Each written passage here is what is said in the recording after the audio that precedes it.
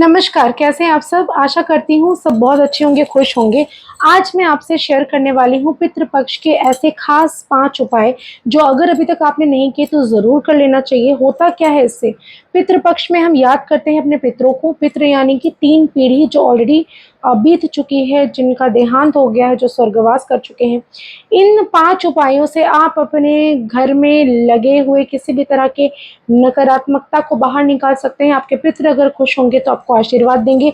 धन में वृद्धि के लिए इन कामों को किया जा सकता है और इसके अलावा आपको अगर ऐसा काम आप जो 5 उपाय मैं बताऊँगी अगर वो कर लेते हैं, तो आपको सब कुछ मिल सकता है। काम में अगर डिलेज़ हो रहे हैं, आपके ऑब्स्टेकल्स आ रहे हैं, स्ट्रगल हो रहा है लाइफ़ में, आपको अगर ऐसा लगता है कि ज़िंदगी में कई सारी परेशानियाँ एक साथ आ गई हैं, तो सबसे निजात मिल सकता है इन खास 5 उपायों से। पितृपक्ष के दौरान ये उपाय जो आप करेंगे, ये केवल आपके ही नहीं, आपके वंश पर भी इफ़ेक्ट डालेगा, यानी कि आपके बच्चों पर भी इसका प्रभाव आपको देखने को मिलेगा। बच्चे पढ़ाई में मन नहीं लगा रहे, करियर में फ़ोकस नहीं कर पा रहे, काम में कहीं न कहीं रुकावटें आ रही हैं, चीज़ें सही नहीं जा रही हैं, तो सारी चीज़ें सही होना शुरू हो जाएगी।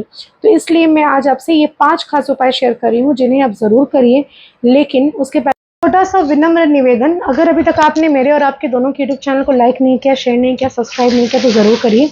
आज मैं आपसे बात करने वाली हूँ ऐसे खास 5 उपायों के बारे में, जिन्हें आपको पितृपक्ष में ज़रूर करने चाहिए। सबसे पहला उपाय, आपको करना क्या है, एक चीज़ और बता दूँ, अगर अभी तक आपने धन कुबेर पोटली नहीं ऑर्डर की तो ज़रूर ऑर्डर करिए। धनतेरस में इसको आपके घर पर इंस्टॉल करनी चाहिए। ऐसा करने से आपकी ज़िंदगी में धन की कमी कभी नहीं रहेगी। जितनी भी समस्याएँ धन के रिलेटेड हो रही है, आर्थिक स्थिति अगर आपकी अच्छी नहीं है, तो वो चीज़ें बेहतर होना शुरू हो जाएगी। और आपको अगर पूजा करने का वक़्त नहीं है, आपको धन समृद्धि चाहिए, तो वो भी होना शुरू हो जाएगा। सबसे पहला उपाय बताने वाली हूँ, वो ये है कि आप जब भी सोकर उठ रहे हैं, बासी मुँह से बासी कपड़े पहनकर ही अपने चौखट पर, मेन डोर पर चले जाइए। गंगा जल या पानी, आपके जहाँ पर आप पानी पीने वाला रखते हैं, वहाँ से पानी लीजिए और अपने चौखट पर छिड़काव करिए। ऐसा करने से पितृ तृप्त होते हैं। दूसरे उपाय के बारे में जब मैं बात कर रही हूँ, तो वो ये है कि आपको जैसे नहीं पता कि किस तिथि में आपकी 3 पीढ़ियाँ गत हुई हैं, डेट नहीं पता, तिथि नहीं पता, तर्पण नहीं कर पा रहे, तो करना क्या है? अपने हथेली पर किसी शिवलिंग वाले मंदिर में जाइए।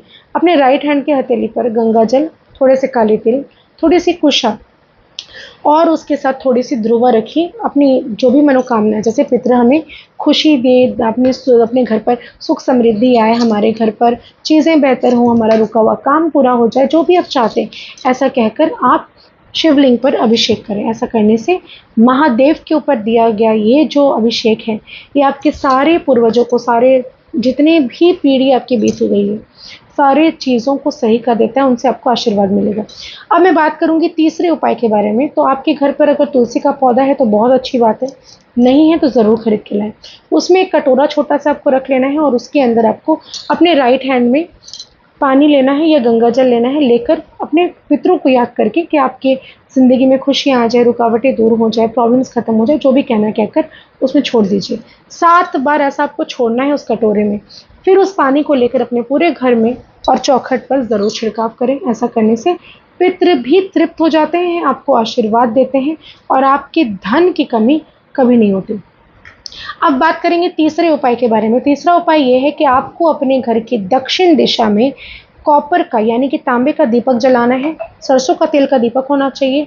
रुई की बाती प्रज्वलित करेंगे। ऐसा करने से न केवल आपके तृप्त होंगे पितृ, इसके अलावा भी आपकी ज़िंदगी में ढेर सारी खुशियाँ, नेम, फेम, पैसे, समृद्धि, सुख सब कुछ आना शुरू हो जाएगा। अब बात करेंगे चौथे उपाय के बारे में।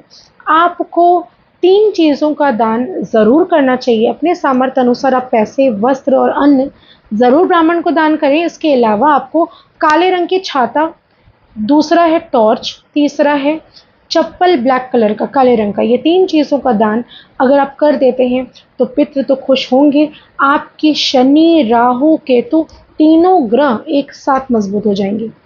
अब बात करेंगे 5वां उपाय का। तो 5वां उपाय आपको ये करना है कि आपको अपने घर पर गीता का 7वां अध्याय, जी हाँ, गीता का 7वां अध्याय अगर आप पढ़ लेते हैं एकाग्र मन करके, तो आपके पितृ जो है वो तृप्त होते हैं। पढ़ने का तरीका क्या है?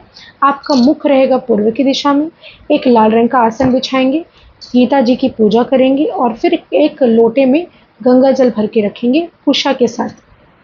और फिर आप जब पूजा कर लेंगे, 7वां अध्याय पूरा हो गया, मान लीजिए आप किताब नहीं पढ़ सकते तो क्या करना है, आप गूगल कर लीजिए, सुन लीजिए, यूट्यूब में लगाकर सुन लीजिए और उस जल को वहीं रहने दें। ऐसा नहीं कि आपने यूट्यूब में लगा दिया, आप अपने काम में व्यस्त हैं और फिर आपने सुन लिया, ऐसा नहीं, बैठकर एकाग्र मन से सुनना है और उसके बाद उस जल को लेकर आप किसी भी वृक्ष में डाल दीजिए।